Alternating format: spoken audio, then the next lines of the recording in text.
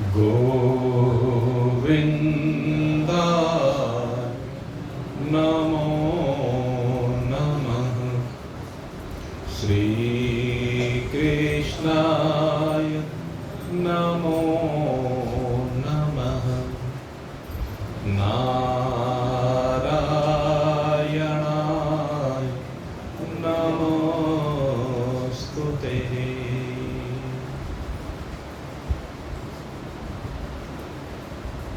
आज नवरात्रियों के पुनीत पावन अवसर पर आदि शक्ति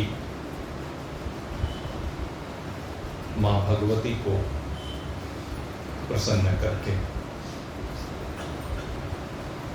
उनसे वह दिव्य शक्ति प्राप्त करने की अभिलाषा को मन में लेकर के यहाँ पर उपस्थित समस्त सज्जन वृंद, ये मां भगवती शक्ति प्रदाता है और हम चाहते हैं कि उनसे हमें इन नवरात्रियों में वो दिव्य संजीवनी शक्ति प्राप्त हो जिसके द्वारा ये शरीर दिव्य क्रियाओं से संयुक्त हो,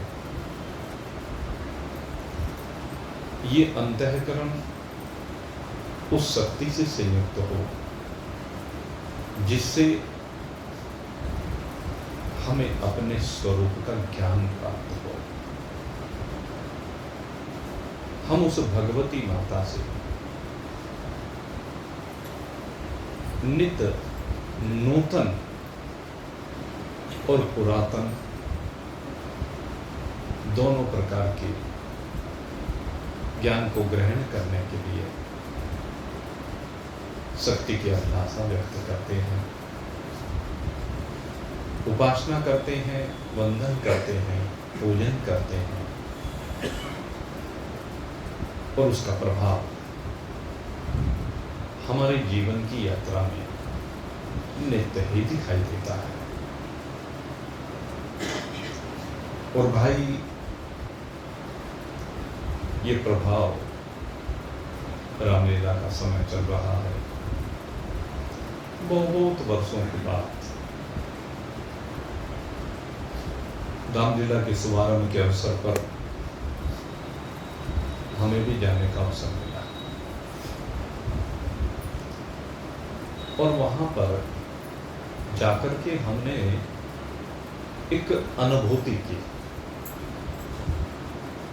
और वो अनुभूति जो हमने देवलोक के बारे में श्रवण किया था। देवलोक के बारे में क्या श्रवण करते हैं कि यहाँ पर जो परोपकार के कार्य, जन जन के हित के कार्य, शुभ कामनाओं को दृष्टिगत रख करके, भोगों को दृष्टिगत रख करके, सुख समृद्धि को दृष्टिगत रख करके किए जाते हैं,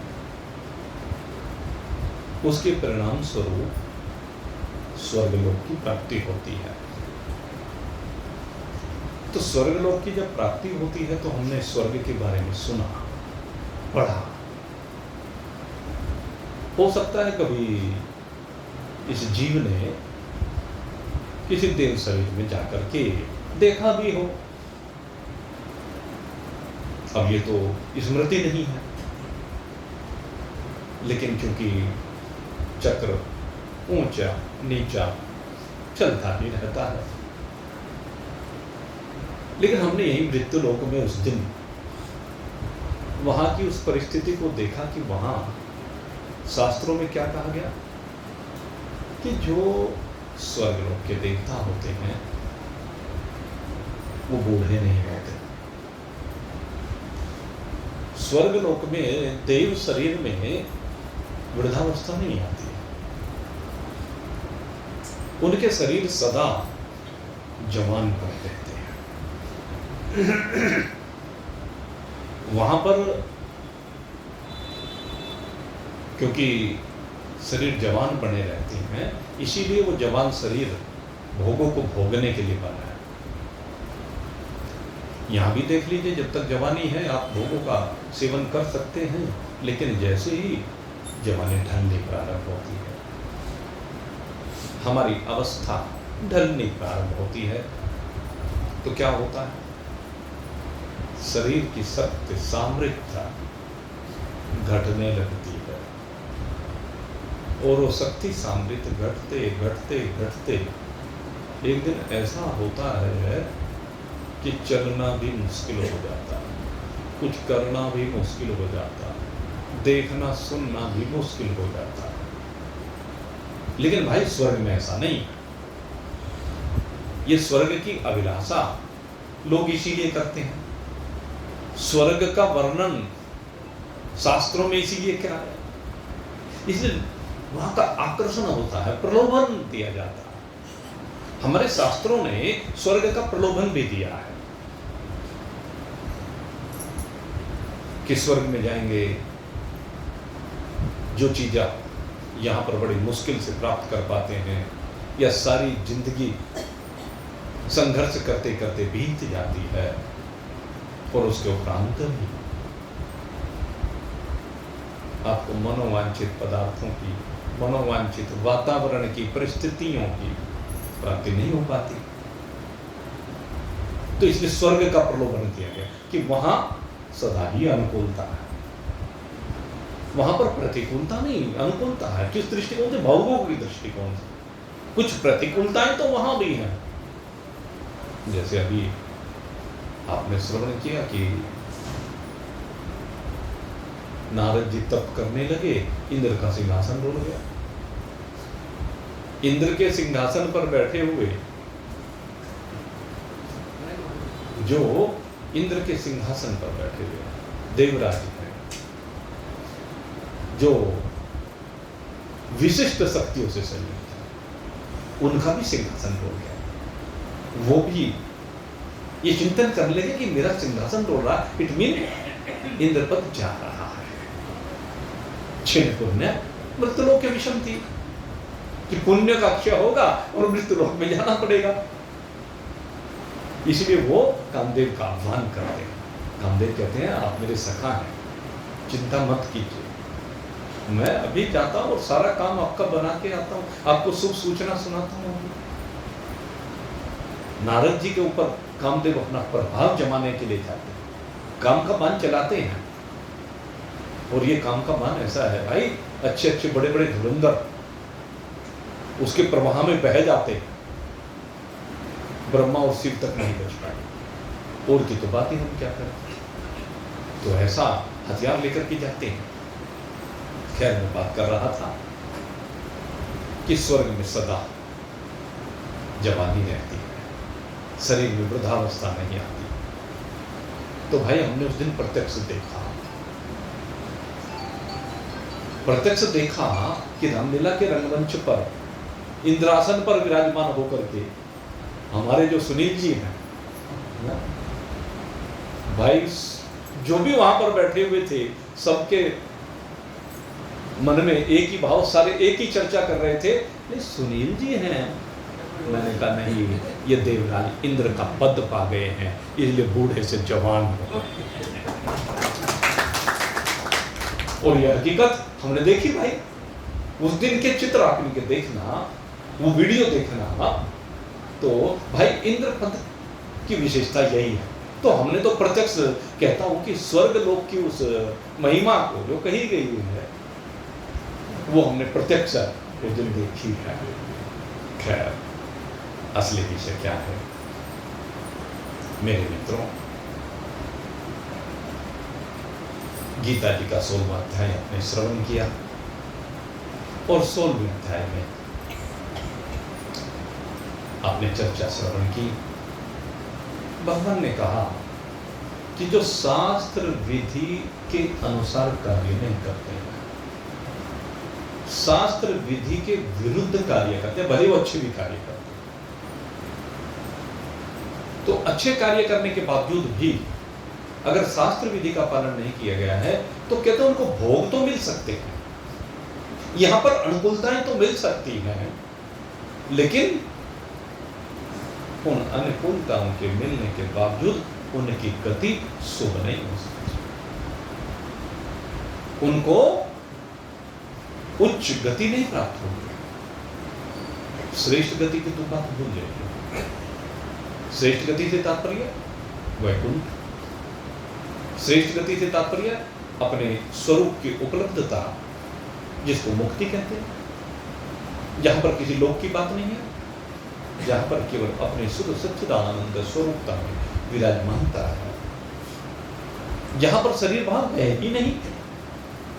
भाई गति तो शरीर भाव को लेकर होती है। जब तक गति माने चलना, गति माने यात्रा, मोशन, यही तो गति माने यहां से चल करके कहीं अच्छी जगह पर चले जाना। जैसे हमने भाव बनाया कि भाई जहां पर माता जानकी लगभग 1 वर्ष रही है, तो वहां जाकर के माता सीता जी ने जहां पर तप किया है, उस भूमि का जो वाइब्रेशन है उसको अनुभूत किया जाए, वहां जाकर के देखा जाए। तो उसके लिए क्या करना पड़ेगा? गति होगी ना, यहां से वहां तक की गति होगी, यहां से वहां जाना होगा। तो गति का मतलब ये एक जगह से दूसरी जगह पर जाना। जब तक गति होती चलते रहेंगे, और जाना क्या है? यही लोक से परलोक, यही लोक से परलोक तक हम लोगों को जाना है। ये यात्रा इस लोक से प्रारंभ होकर के किस लोक तक पहुंचे, इसका तो कुछ किसी को पता तो नहीं है, लेकिन शास्त्र परिभाषित जरूर करता है। और शास्त्र भगवान की वाणी है, जो भगवान ने कहा वही शास्त्र हमें बता रहा। भगवान ने जो इस जीव के लिए दिशा निर्देश दिए हैं वही शास्त्र कहता है, उसी को संत अपने शब्दों में व्यक्त करते हैं। तो मेरे मित्रों, ये गति कैसी हो? कहते श्रेष्ठ होनी चाहिए, ये गति दिव्य होनी चाहिए। और दिव्य गति वही मानी जाती है कि शरीर के रहते हम उस स्थिति में विराजमान हो जाए जिससे हमारे और परमात्मा के बीच की दूरी समाप्त हो जाए, और परमात्मा पर हमारे बीच की दूरी समाप्त होती हमारी गति वैकुंठ की हो जाएगी।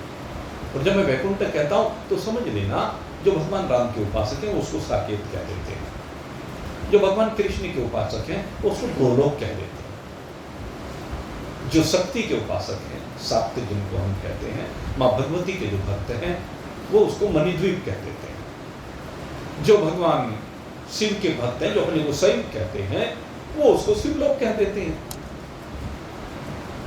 वास्तविकता क्या है? ये सारा वैकुंठ ही है, ये वह लोक है जहां पर कोई कुंठा नहीं, क्योंकि वहां तो हम हैं और भगवान है। हमारे और भगवान के बीच की दूरियां समाप्त हो गई, वहां पर सारे दुखों की तीसरी हो गई, लेकिन वहां जाकर भी जन्म मरण का चक्र नहीं समाप्त हुआ, वहां पर जाकर भी यात्रा समाप्त नहीं हुई है। गति की जब तक हम जब बात करते हैं तो गति तो सबसे श्रेष्ठतम वैकुंठ की ही गति है। अन्य लोगों की अगर यदि मैं बात करूं, भोग स्वः महजन तपः और सप्त, ये जो 7 लोक हैं ये उत्तरोत्तर उच्च लोक कहे गए हैं।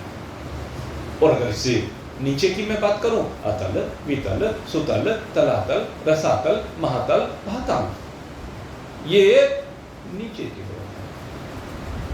इनमें नीचे और ऊपर के लोग के दृष्टिकोण से कहा गया, भोगों के दृष्टिकोण से, शक्ति सामर्थ्य के दृष्टिकोण से, शरीर की परिस्थितियों के दृष्टिकोण से, अपनी जो परिस्थितियां देश काल उन सब के दृष्टिकोण से कहा गया है।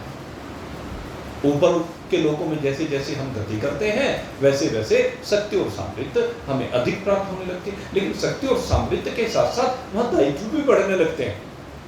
जैसे आप चिंतन करें, एक परिवार होता है, परिवार में कितना दायित्व होता है परिवार में। ये दायित्व होता है कि जितने परिवार के सदस्य हैं उन सबकी रोजी रोटी का प्रबंध किया जाए, उनकी सुरक्षा का प्रबंध किया जाए, आवास का प्रबंध किया जाए, भोजन पानी आदि।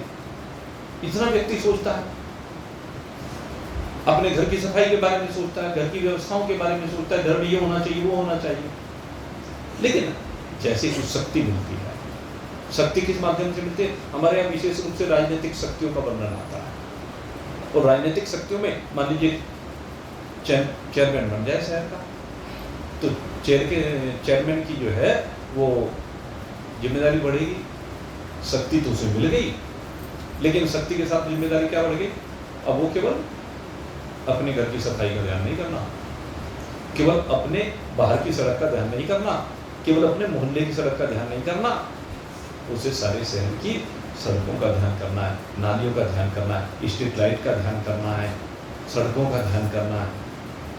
सब चीज़ों की व्यवस्था करनी पड़ेगी ना। तो अब उसके लिए उसको समय चाहेगा ना, उसके लिए उसकी व्यस्तता बढ़ेगी ना।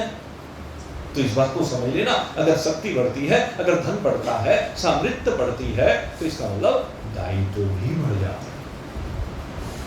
और उन दायित्वों को घर में आप कुछ भी कर सकते हैं अपनी इच्छा से, लेकिन समाज का जब दायित्व मिलता है तो समाज का दायित्व मिलने पर अपनी इच्छा से कुछ नहीं कर सकते भाई, सबकी भावनाओं का ख्याल करना पड़ेगा भाई। ये चेयरमैन की बात ले लो, विधायक की बात ले लो, मंत्री जी की बात ले लो, मुख्यमंत्री की बात ले लो, कैबिनेट मंत्री की बात ले लो, प्रधानमंत्री की बात ले लो। शक्ति बढ़ गई तो जिम्मेदारियों का, शक्ति का मतलब जिम्मेदारी है, दायित्व ही है। और जैसे जैसे दायित्व बढ़ता चला जाता है वैसे वैसे व्यस्तता बढ़ती चली जाती है, नींद हराम होती चली जाती है। इसलिए ये मत सोचना कि ऊपर के लोगों में जाकर के स्वर्ग में अगर ये चले गए ना, तो ये मत सोचना कि जवानी सदा रहेगी, भोग खूब मिलेंगे। ये तो है, लेकिन वहां दायित्व भी खूब मिलेंगे भाई। आप विचार करके देखें, जरा वायुदेव के ऊपर चिंतन करें। वायु हमारे देवता है, जो हमारे पंचलोकपाल है, उनकी शक्तियों के बारे में जरा चिंतन करके देखें। वायु देव का क्या काम है? कहते संजीवनी शक्ति का प्रवाह करना। कभी वायु कम हो जाती है, कभी ज्यादा हो जाती है, उसका वेग कम ज्यादा हो जाता है। अब बरसात के मौसम में देखें, कई बार तो ये स्थिति हो जाती है कि सांस लेने में दिक्कत आने लगती है। जब हवा बिल्कुल नहीं चल रही है तो उस स्थिति को नियंत्रित कैसे करना है? ये भी तो वायुदेव का काम है ना। जब उस तरह की स्थिति बनती है तो सांस लेना जब भारी हो जाता है, दम घुटने लगता है, पसीने पसीने हो जाते हैं, तो उसी समय दूसरी दिशा से वायु का टकराव होता है। और उस वायु के टकराव के कारण से इधर से आ रहे मेघ, इधर से आ रहे मेघों का टकराव होता है और बरसात, तीव्र वायु चलने लगती, टकराई और फिर तीव्र गति से बहने लगी। जो सांस नहीं मिल रहा था, सांस मिल जाता है। संजीवनी शक्ति का प्रवाह होता है। तो बैलेंस, कभी ज्यादा कभी कम, कभी शीत देखना है, कभी उष्ण देखना है। ये क्या वायुदेव को व्यवस्था नहीं करनी है? वो तो सारे विश्व में, पूरे ब्रह्मांड में उसको, वायु को सारी संजीवनी शक्ति के बारे में ख्याल करना पड़ता है। कहाँ किस प्रकार से प्रवाह करना है। अग्निदेव को अपनी तपिश के ऊपर नियंत्रण करना होता है। कब कहाँ पर कितना टेम्परेचर बनाना है, ये कौन देखेगा? इसकी व्यवस्था अग्निदेव को देखनी है। अब इसी व्यवस्था में लगे रहते हैं बेचारे अग्निदेव।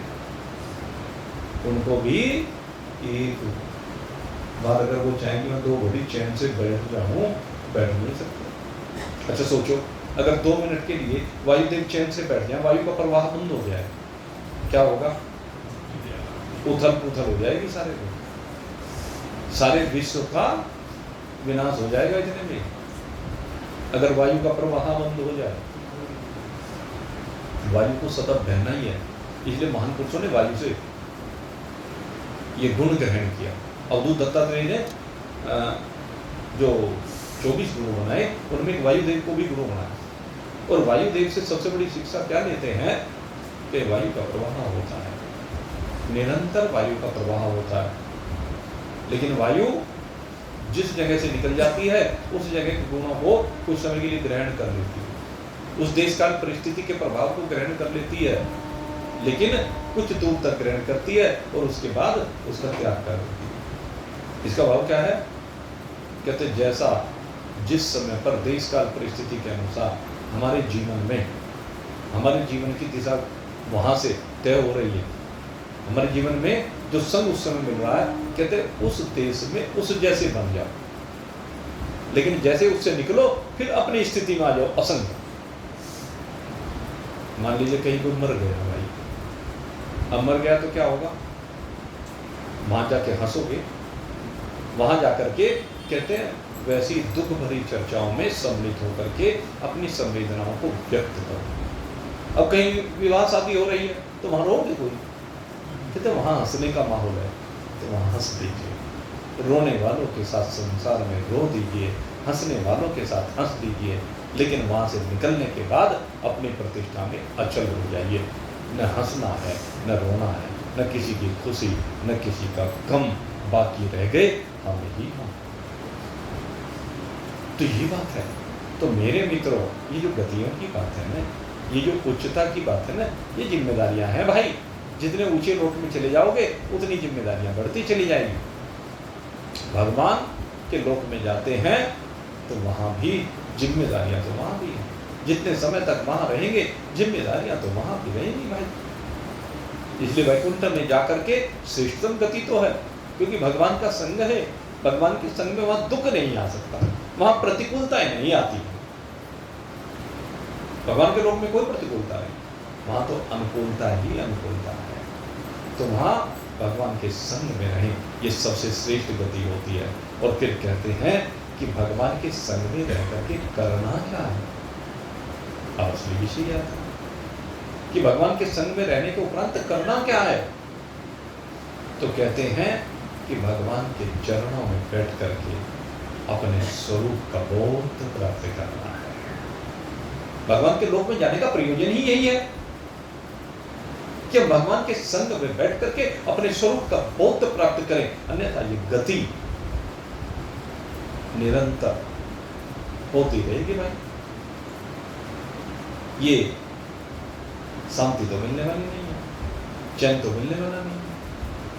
अगर शांति, चैन, आनंद चाहते हैं तो मेरे मित्रों इस गति से पिंड छुड़ाना पड़ेगा। चाहे वो सदगति हो, चाहे वो दुर्गति हो, दोनों ही बातें हैं। अब सदगति और दुर्गति दोनों के बारे में भगवान ने चर्चा की है।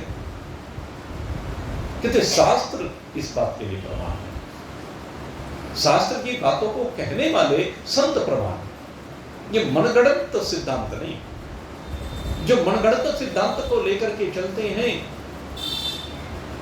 तो भाई मनगढ़ंत तो भगवान कहते हैं कि वो दुर्गति को ही प्राप्त हो। कुछ समय के लिए भले ही हमें लगे कि यहाँ पर अच्छा लग रहा है, यहाँ पर भोग मिल रहे, यहाँ पर धन आ रहा, यहाँ पर अनुकूलता आ रही है, तो उसका फल तो ये मिल गया है। आपने जब सकाम भाव लेकर के कोई शुभ कार्य किया तो उसका भोग तो यही मिल गया। लेकिन कहते हैं वो शुभ गति नहीं, उसको आगे शुभता की प्राप्ति नहीं होगी, वो किसी श्रेष्ठ लोक में नहीं जाएगा। गति तो अधम लोकों में होगी। भोग मिलना अलग चीज है और इस यात्रा को परिपूर्ण करने के बाद दूसरे लोक में जाना और चीज है। शुभ लोक में ऊंचे लोकों में तभी जाएगा जब उसके कर्म शास्त्र के अनुकूल होंगे, शास्त्र की मर्यादा का पालन होगा। तो आज अर्जुन संशयग्रस्त है। ये अर्जुन के संशय नहीं है, हमारे संशय कि भाई अच्छे कर्म भी कर रहा है और फिर भी वो दुर्गति को प्राप्त हो, नीचे के लोगों को प्राप्त हो। तो क्या सिद्धांत है?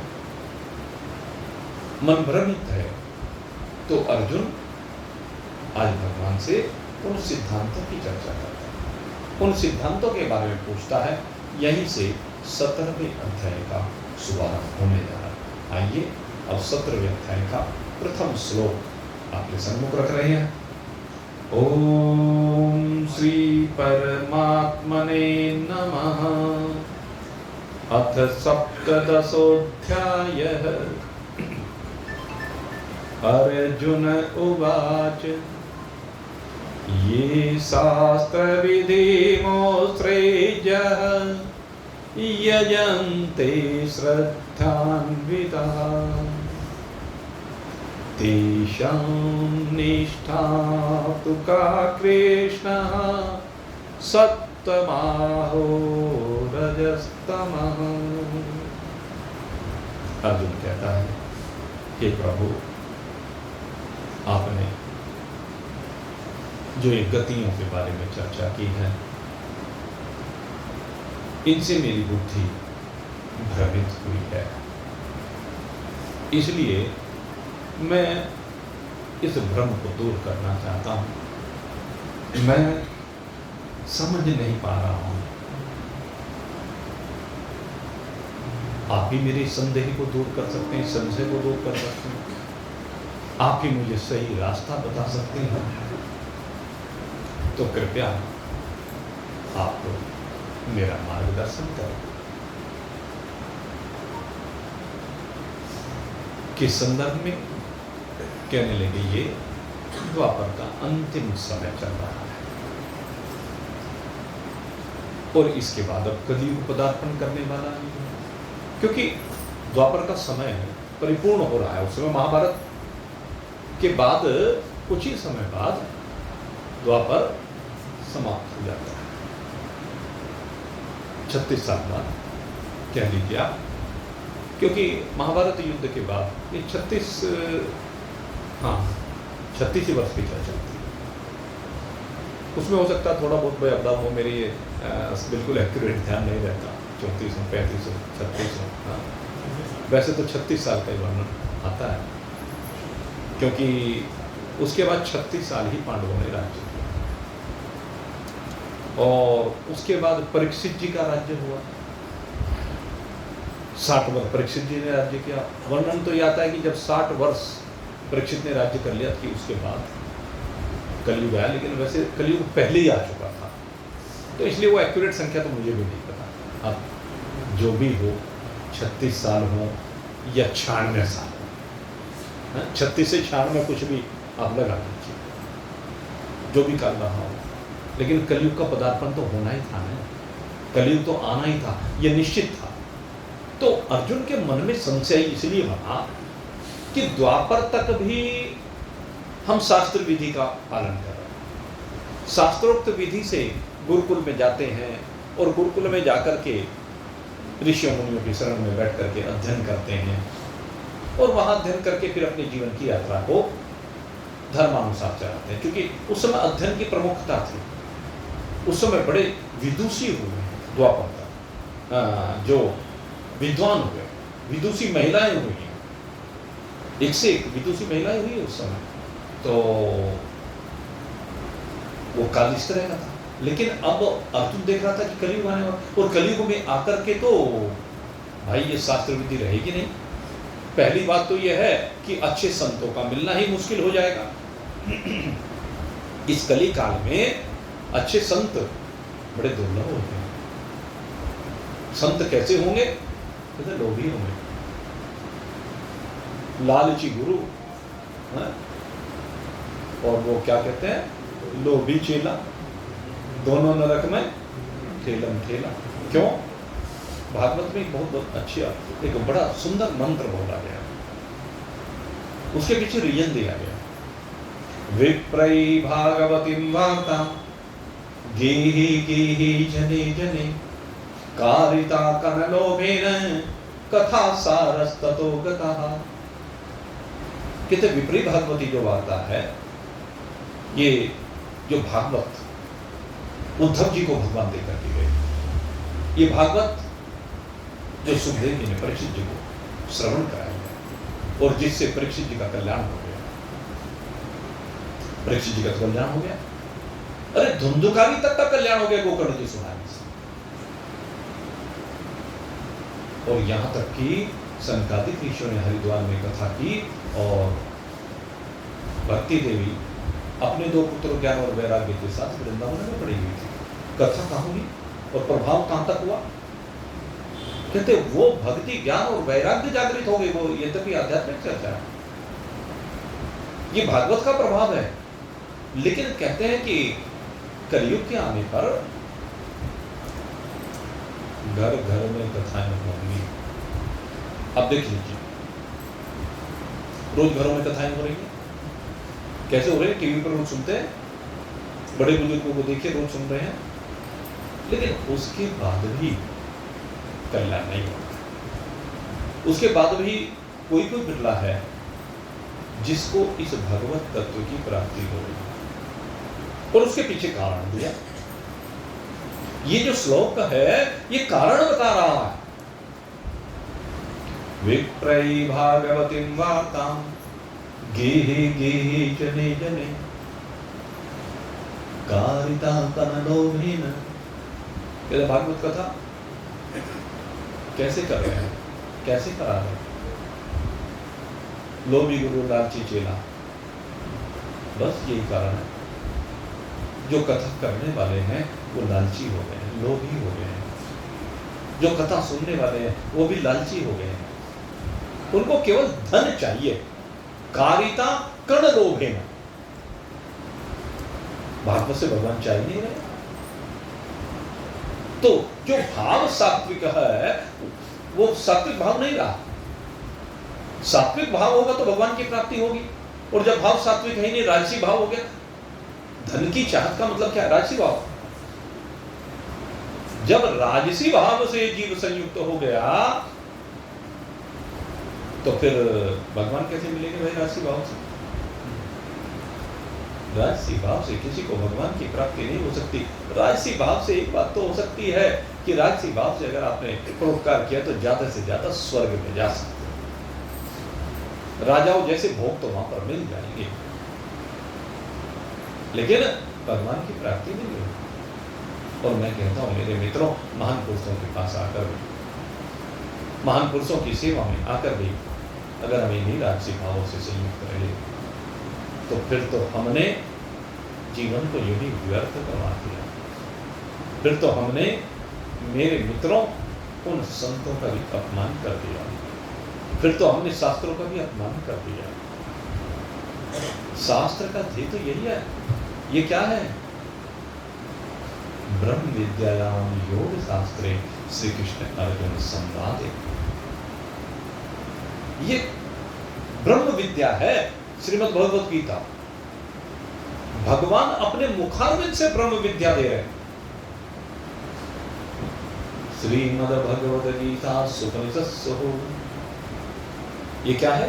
उपनिषदों का सार है। भगवान ने अर्जुन को बछड़ा बना करके उपनिषद रूपी गैयों को दुहवा है, और दुह करके उपनिषदों का जो अमृत है, क्योंकि उपनिषदों में तो अमृत ही भरा हुआ है। उपनिषदों में जो अमृत भरा हुआ है उस अमृत का पान भगवान ने अर्जुन को कराया, और न केवल अर्जुन को कराया है मेरे मित्रों, भगवान वेद व्यास की कृपा से ये अमृत आगे प्रवाहित किया गया, आगे प्रसारित किया गया, और जिसने इस अमृत का पान किया वो भी अमृतमय हो गया।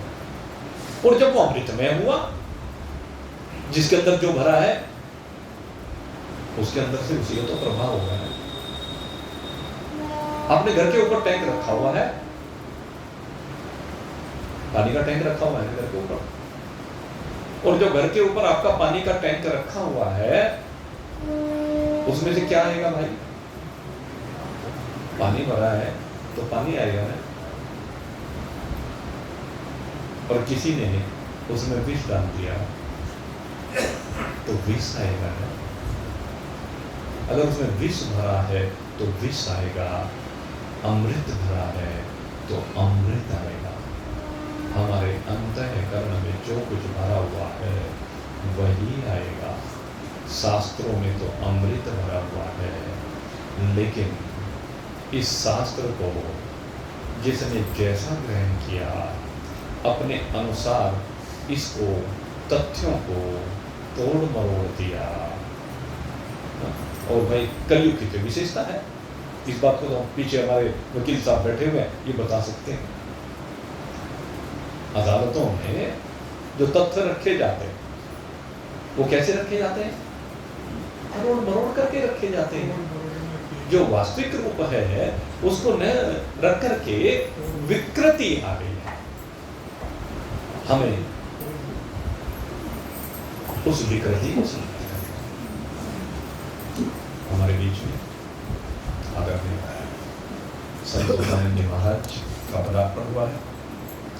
आपका हार्दिक अभिनंदन है और मैं निवेदन करूंगा मंच पर स्थान ग्रहण कर।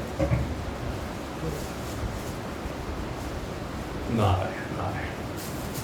श्रीमन्नारायण नारायण नारायण, भज मन नारायण नारायण नारायण।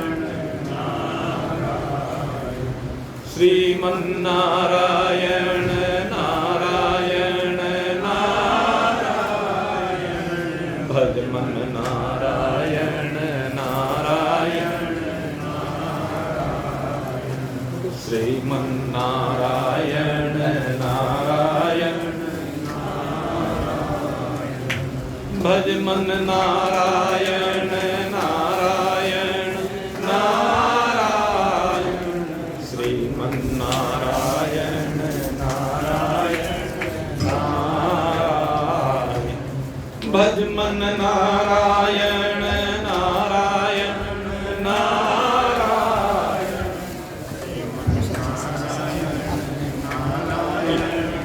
नारायण, भज मन नारायण नारायण नारायण।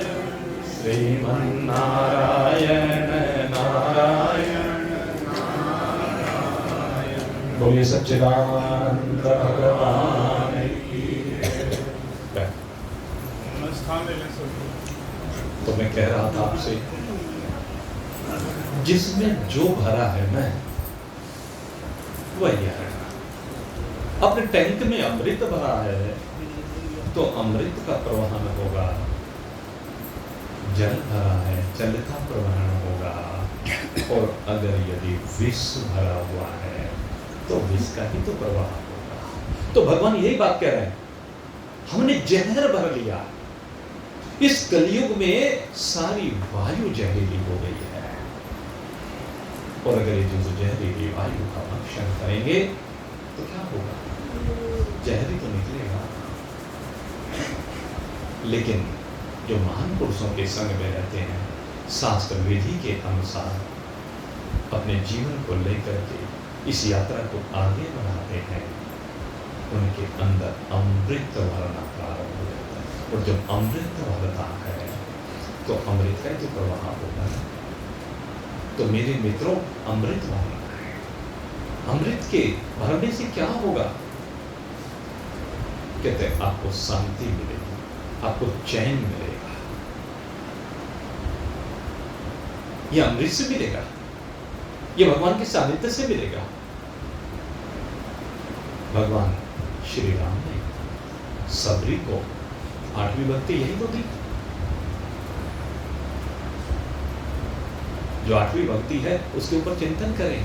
8 यथा लाभ संतोष, सीधी सी बात है। 8वीं भक्ति संतोष। संतोष कब होगा? अमृत मिल जाए तो संतोष ही होना है। संसार में तो चाहे कुछ भी मिल जाए, किसी को संतोष होने वाला नहीं, किसी को शांति चैन मिलने वाली नहीं है। संतोष अगर यदि होगा तो महान पुरुषों के वचनों को हृदयंगम करके जीवन में उस अमृत को भर करके मिलेगा। और मेरे मित्रों, वही सच्चा सुख होगा, वही सच्चा आनंद होगा, अक्षुण आनंद होगा, वह आनंद नित्य होगा, वह आनंद अविनाशी होगा। ये आपने अनेक बार सुना है। और जितने भी सुख हैं वो सब तो भाई क्षणिक हैं। जब आवे संतोष धन, सब धन धूरी समान। तो भाई संतोष धन आना चाहिए। और आज संतोष जी स्वयं हमारे बीच में आकर विराजमान होगा, तो फिर तो संतोष तो होगा ही। और जब संतोष होगा तो भगवान का जो स्वरूप कहा गया सत्य चित आनंद, वो आनंद स्वरूपता अपनी ही होगी। तो संतोष होने पर आनंद की प्राप्ति हो जाती है। ये हमारे जीवन का लक्ष्य होता है। आज इसी लक्ष्य को प्राप्त करने के लिए कुछ सूत्र लेकर के हमारे बीच में स्वयं साक्षात संतोष आनंद जी उपस्थित हुए हैं।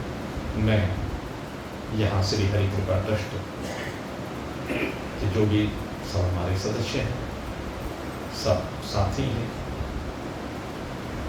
उन सब की ओर से, अपनी ओर से इस सत्संग में आपका हार्दिक अभिनंदन करता हूँ और भगवान से प्रार्थना करता हूँ कि हे प्रभु, ये सत्संग, आज का ये पल, आज का ये दिन, ये समय हम सबके लिए कल्याणकारी होगा, ये कृपा होगी।